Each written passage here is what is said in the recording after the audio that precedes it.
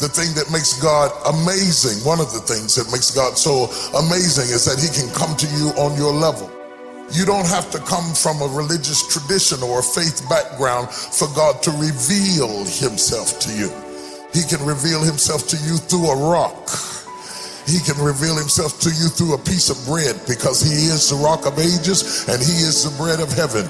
He can take something that you do understand and use it to reveal something that you don't understand, so that nobody is left out. God wants to put you in a place of still waters. He wants to put you in a place of still waters, not hurricanes, not tornadoes, not turbulence of any kind. He wants to put you in a place of still waters. There may be turbulence all around you, but he wants your center to be still, to be calm. You must have a calm place in order to deal with all the chaos in your periphery. You cannot have still waters until you release or let go many of the things that are distracting you and invading your space. Seemingly, when the enemy knows that God is going to use you in a mighty way, he does everything he can to upset the very genesis of your life, to kind of set you on a path of destructive behavior, to limit any self-esteem that you might have.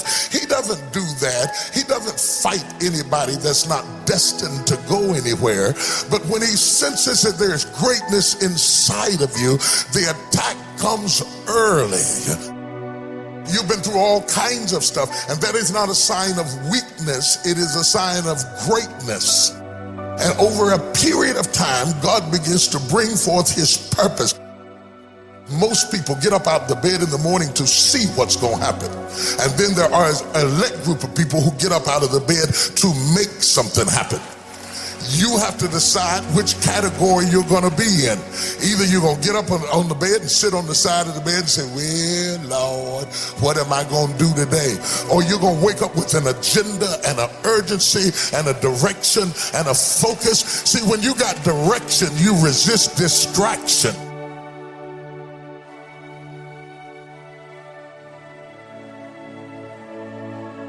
Sometimes I see people succeeding who didn't pray nearly as hard, work nearly as long, have not been faithful at all, and it seems like they seemingly have moments of victory, placed in close proximity so I could see it. Their victories are flaunted in my face, not while I am having a similar experience, but while all hell has broken loose in my life and I am going through agony and tragedy, seemingly they are having victory and triumph. And if you're not careful, the very sight of their prosperity becomes your agony. And seeing them go forward will be a source of such continued frustration that it is not your test that baffles you, but their success, agonizingly displayed before you, makes you despair of life. Don't allow a moment of agony to make you draw a conclusion about life prematurely. Because if you just keep on walking with God, God has a way of making everything all right. Faith is the belief in things that you cannot see. You can never lose faith. That's the key. You have to believe in something that you can't see. You have to believe when you don't see no way how. You have to buckle down and keep believing. God is always coming. Here's the deal. The moment you ask God for something, he boxes it up and he ships it to you. Here's the problem with the package. He never gives you the date that it's going to arrive. It's going to come. He just don't tell you when. If he told you when, it would destroy the relationship that's required to have an abundant life, which is faith. If God told you you were going to be rich in August of 2021, do you know how crazy you would talk to people from now until then? Because you know on August 21, I'm gonna be rich. But he don't tell you when the package is gonna arrive. So here's the deal. He wants you to stay in faith to receive the package, because he only delivers to Faith Street. If you step off over here to I Don't See How Boulevard, he don't ship there. If you get over here to I Don't See How Circle, he does not ship there. He only sends the boxes to Faith Street. So when he sends it and you'd have moved off Faith Street, the package gotta go back. It's just like UPS or the post office. If they send you a box and you ain't home, they take it back. That's how it works, man. I think to the greater nation, I would like to say, the way you cope with that pain is by grabbing close who you have left, loving them, holding them, not taking them for granted, sending the extra note, the extra text, the extra hug, the extra kind thing. It's the lessons we learn of the brevity of life that makes life special. If we lived forever and there were no end of life, life would not be special. It is death that makes life special.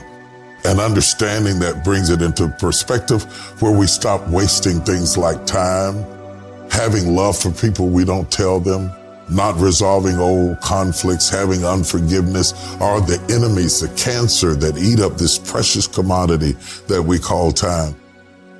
If you don't have anybody else to tell you, time will tell you. When you find out that the world doesn't work the way you thought it did, then you have to rebound. The problem is you've lost so much time along the way. And I wrote the book Soar because I think people are having to reinvent themselves.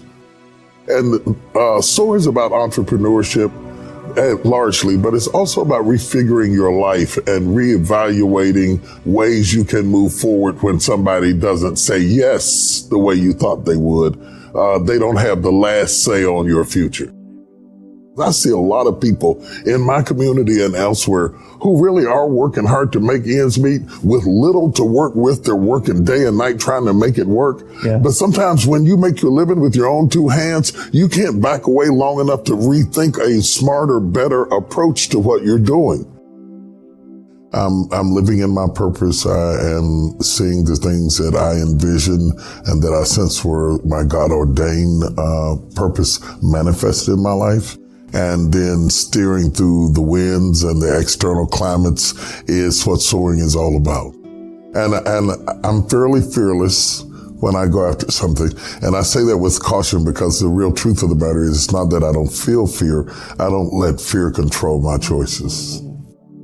And when you're a very hands-on person as an entrepreneur, you have limited your ability to soar because you have not allowed yourself to reproduce yourself in the lives of delegation to other people. You've got your hands on everything. You've only got two hands, so that limits what you can do, where you can be, and how much money you can make. Ideally, you want to go from a state of doing to a state of being, where it's not about what you do, it's about thinking rather than doing, because you can hire people to do, but you can't hire people to think. You are the architect of your future. You can't just sit around and hope it happens and wait on it to happen and wish for it to happen and complain about it not happening and fuss about what people are not doing. You have to be consciously going after those opportunities in order to succeed. And that is the job of everybody. We are collaborative in our thinking. You have to own your own happiness. Take it away from other people demanding that they make you happy. Your kids are not going to make you happy. Your spouse is not going to make you happy. A big house is not going to make you happy. Own your own happiness and be responsible for doing those things that bring joy into your own heart, independently of life and people and money and all of that stuff. Right. It doesn't necessarily give you a happiness. You have to take responsibility of that peace and that joy that lives inside of your heart and not inside of your stuff. People need to do is challenge their own story, because people torment themselves by how they see their life. They've told themselves a story as if it were the truth when it is really a perspective truth. And sometimes you've narrated a story that you beat yourself to death with. Challenge your own story. Change the way you talk to yourself about who you are and what happened to you and what you're going to do in your life. You wrote the script. Change the story. Enjoy the journey, not the destination. A lot of us delay our happiness. When I get to this level, when I get my degree, when I get the kids, when I get married, I'm going to be happy. Enjoy the journey. Enjoy the whole step, the whole process. Every day that you get up to strive for whatever it is you're after. You know, I'm a goal-oriented guy. Yeah, absolutely. But you don't celebrate when you get to the finish line. Celebrate all along the way. Celebrate all along the way. Your brain, according to neuroscience, is organized to reflect everything you know in your life. Your brain is a record of your environment. It's a record, an artifact of your past. So if you believe this, then does your environment control your thinking, or does your thinking control your environment? So if you wake up in the morning and you get out of bed on the same exact side as you did the day before, you shut the alarm clock off with the same finger, you slip into your favorite slippers, you shuffle into the bathroom and you use the toilet like you always do, then you walk over to the mirror and you look at yourself to remember who you are, then you get into the shower and you wash yourself in the same routine way, then you groom yourself to look like everybody expects you to look, then you go downstairs and you drink coffee out of your favorite mug, then you drive to work the same way as you did the day before, you see the same people that push the same emotional buttons.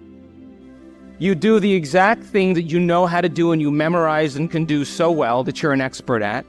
Then you hurry up and rush home so you can hurry up and check your emails, so you could hurry up and go to bed, so you can hurry up and do it all over again. Now, here's my question. Did your brain change at all that day?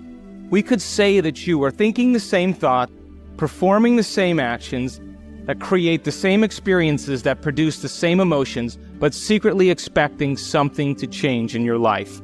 So then, as the environment turns on different circuits in your brain, you begin to think equal to your environment.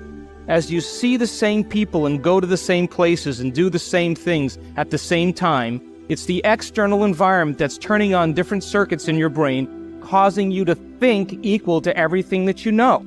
And as long as you think equal to everything that's familiar and known to you, what do you keep creating more of? Same life. Now, the quantum law is still applying to you. You're just thinking equal to everything that you know, and you keep creating more of the same. To change, to truly change, is to think greater than your environment. And every great person in history knew this. Whether it was William Wallace or Mahatma Gandhi or Martin Luther King or Queen Elizabeth I or Joan of Arc, they all had a vision. They all had an idea. Couldn't see it, couldn't smell it, couldn't taste it, couldn't feel it, but it was alive in their mind. It was so alive in their mind that they began to live as if that reality was actually happening now. So can you believe in a future that you can't see or experience with your senses yet, but you've thought about enough times in your mind that your brain is literally changed to look like the event has already happened? Neuroscience says it's absolutely possible. Now, your personality creates your personal reality. That's it. It's that simple. And your personality is made up of how you think, how you act, and how you feel. So the present personality who's sitting here today, you, has created the present personal reality called your life. Would you also agree then, if you wanted to create a new personal reality, that on a fundamental level you would have to change the thoughts that you are thinking, the behaviors and habits that you're demonstrating, and the emotions that you've memorized that's become part of your identity? And most people try to create a new personal reality as the same personality, and it never works. We have to become somebody else. So then, as you keep thinking the same thoughts, performing the same actions, and living by the same experiences that produce the same emotions, there's a principle in neuroscience that says nerve cells that fire together wire together. And if you keep repeating the same states of mind and body over and over again, your brain begins to fire in the same sequences and the same patterns and same combinations. And whenever you make your brain work in a certain way, that's called mind. Mind is the brain in action. So as you remind yourself every day who you think you are, you're causing your brain to fire in the exact same ways. And as they fire and wire in the same patterns over time, the brain moves into a very finite signature, and that's called your personality. Now, that box in your brain isn't literally a box. but it's the most commonly wired, neurologically fired programs that run redundantly because we keep doing the same things over and over again. To change your mind, then, is to make the brain work in new sequences and new patterns and new combinations, to begin to make the brain work differently. And the one ingredient that allows us to do that is knowledge or information. Because every time you learn something new, you make a new connection in your brain. That's what learning is. Learning is forging new connections. Remembering is maintaining or sustaining those connections. So now, every time you have a thought, you make a chemical. And if you have a great thought or an unlimited thought or a joyful thought, you turn on a set of circuits in your brain that fires in a very specific sequence, pattern, and combination that produces a level of mind that turns on another part of the brain that makes a chemical for you to begin to feel exactly the way you were just thinking, great or unlimited or joyful. Now, if you have a negative thought or an unhappy thought or a self-depreciating thought, you turn on a different set of circuits and a different combination, a different sequence, and a different pattern that produces a different level of mind. And the brain then begins to make a different batch of chemicals that signals the body for you to begin to feel exactly the way you were just thinking, negative or unhappy or unworthy.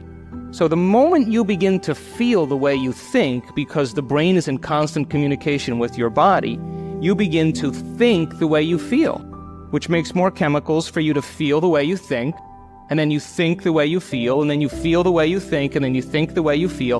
And some people do this for 20 or 30 or 40 years. Now, the redundancy of that cycle over time creates what I call a state of being. And a state of being is when your mind and body are working together, or your thoughts and feelings are aligned to a concept. So thoughts are the language of the brain, and feelings are the language of the body. And as people get caught in this cycle of thinking and feeling and feeling and thinking, over time, they condition their body to memorize that emotion as well as the conscious mind. And whenever the body knows as well as the mind, that's called a habit. A habit is when your body is the mind.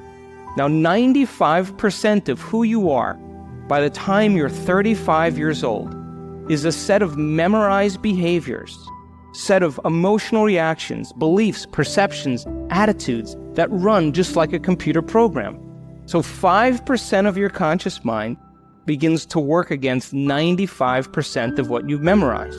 So the person wants to think positively, but they're feeling negatively.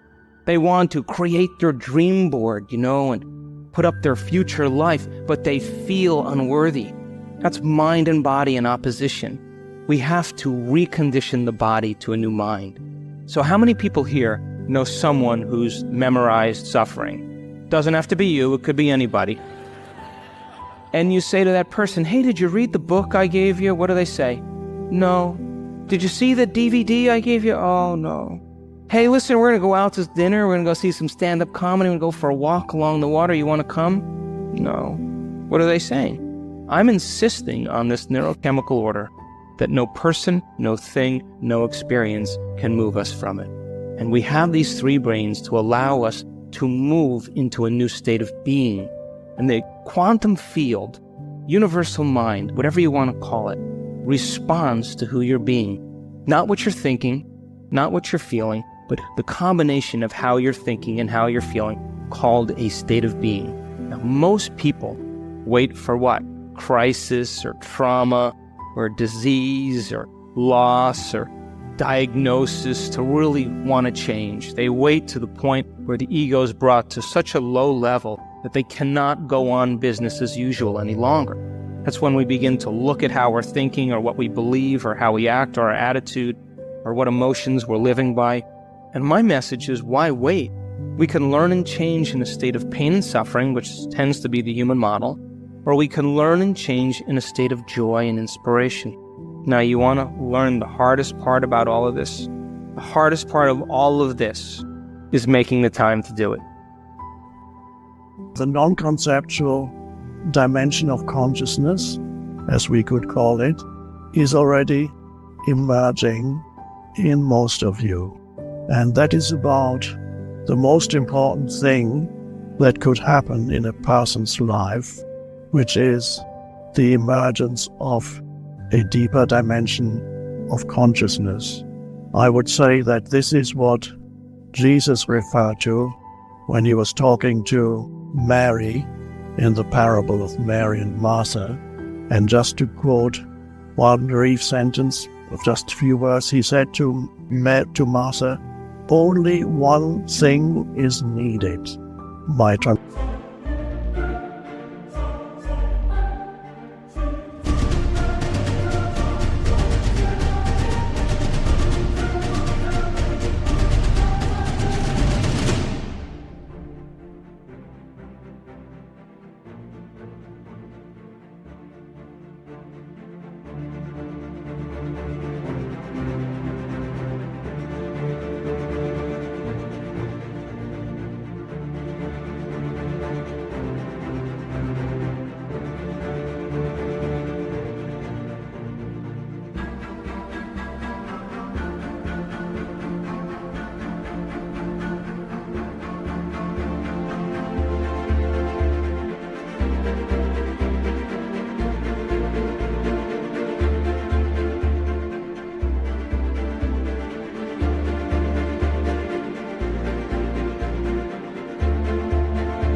of that is, there's only one thing in life that is of absolute importance, and everything else may also be important, but it is of relative importance.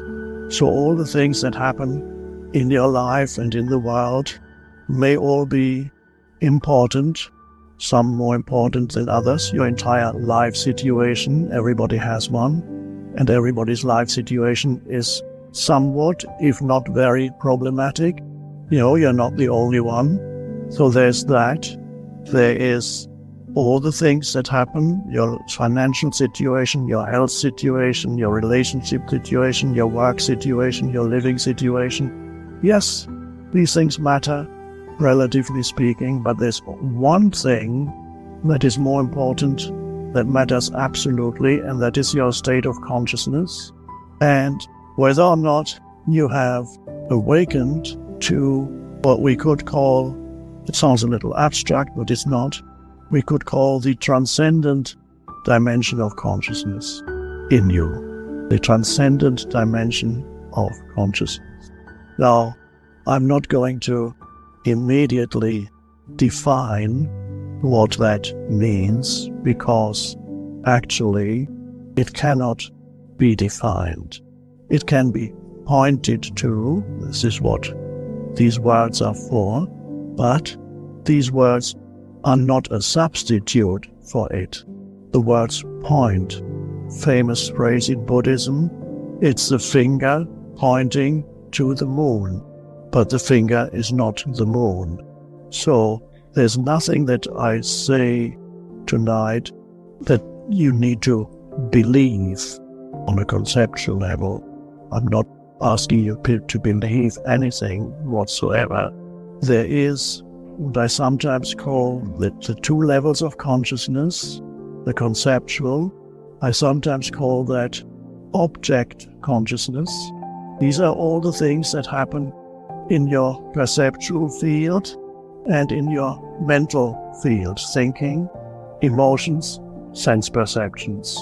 Things arise, things pass away, things come and go, sense perceptions, ideas, thoughts, opinions, feelings, emotions, all belong to object consciousness. One object after another happens. You perceive things, there, and then thought objects arise continuously, a stream of thoughts. Now, for most people, the stream of thoughts has such a gravitational pull that they get completely dragged along by this continuously proliferating stream of mental activity.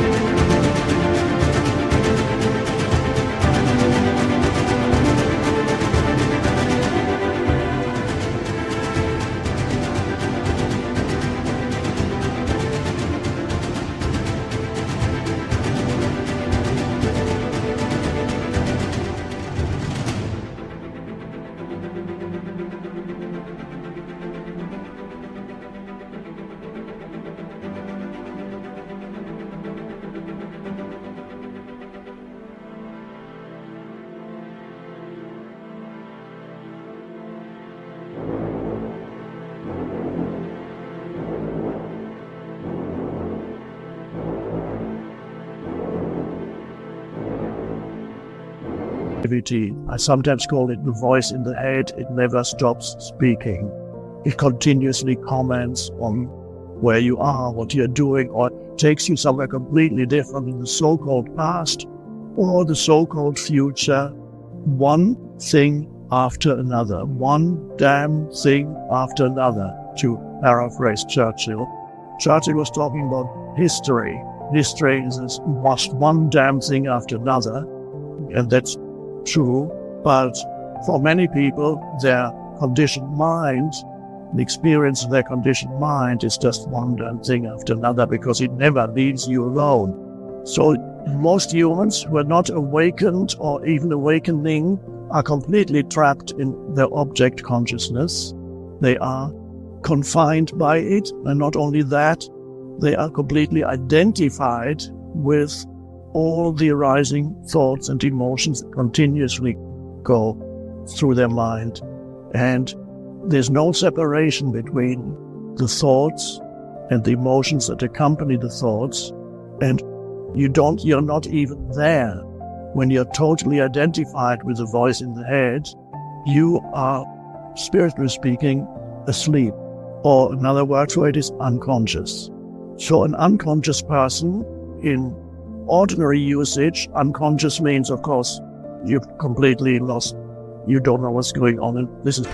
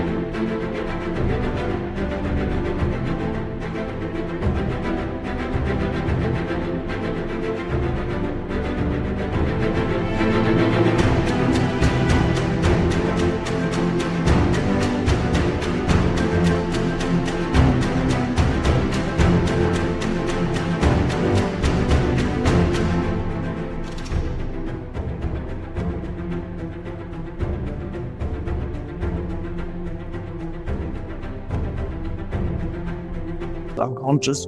In conventional usage, unconscious means, in spiritual usage, unconscious means completely and continuously identified with a stream of thinking and the emotions that go with the stream of thinking. What does it mean to be identified? It means you derive your sense of who you are from the stream of thinking. Every thought is imbued with a sense of self. So you're identified, it has you in its grasp. And therefore, if people conventionally say, I think, what do you think? As if thinking for most people were a voluntary activity, whereas for most, not you, but those who are not awakening yet, which is a majority of the population still on the planet, for most, that is, they are completely identified with a stream of thinking. They are, spiritually speaking, unconscious. And that is a terrible thing, because then everything that you perceive, reality itself as you perceive it, goes through the filter of your mental emotional conditioning from the past. So you never see anything as it is, perceive anything clearly, and most importantly, there is never a sense of true inner peace, spaciousness, joy, sense of aliveness, sense of connectedness with something that is deeper than your historical person. You're always at the mercy of what goes on out there and the reactive patterns of your mind. So you're completely unaware of the possibility of realizing the other dimension of consciousness, which is not object consciousness, but space consciousness. I call it sometimes space consciousness. Now, what is space consciousness?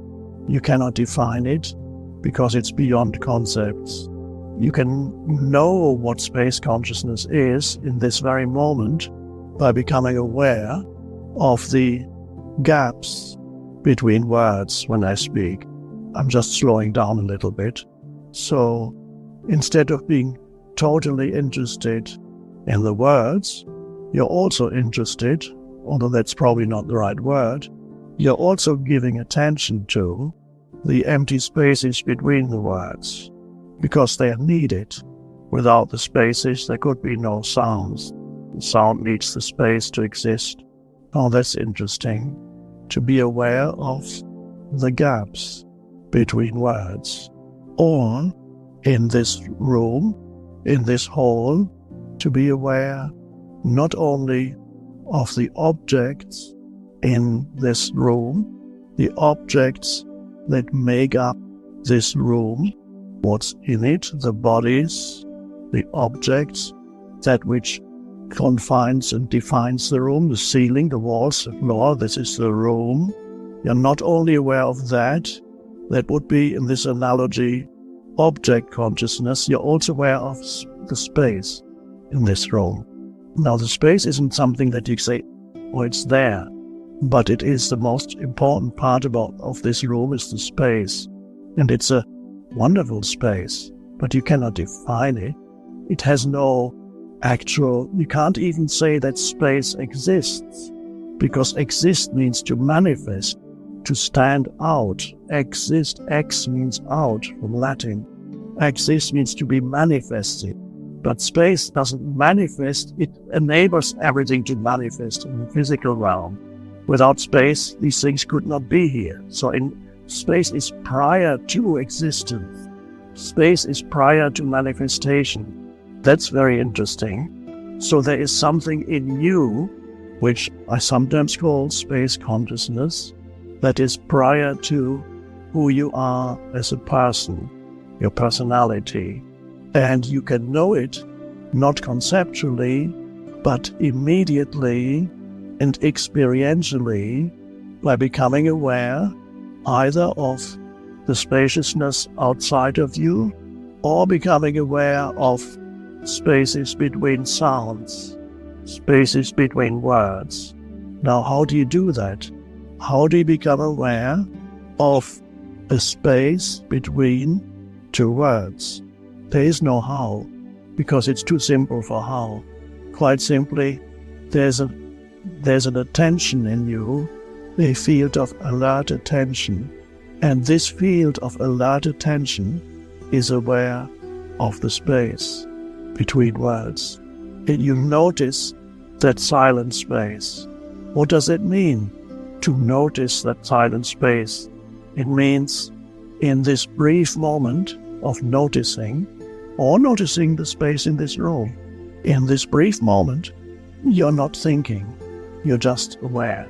Thinking, you cannot be aware of those spaces between words, because thinking is object consciousness.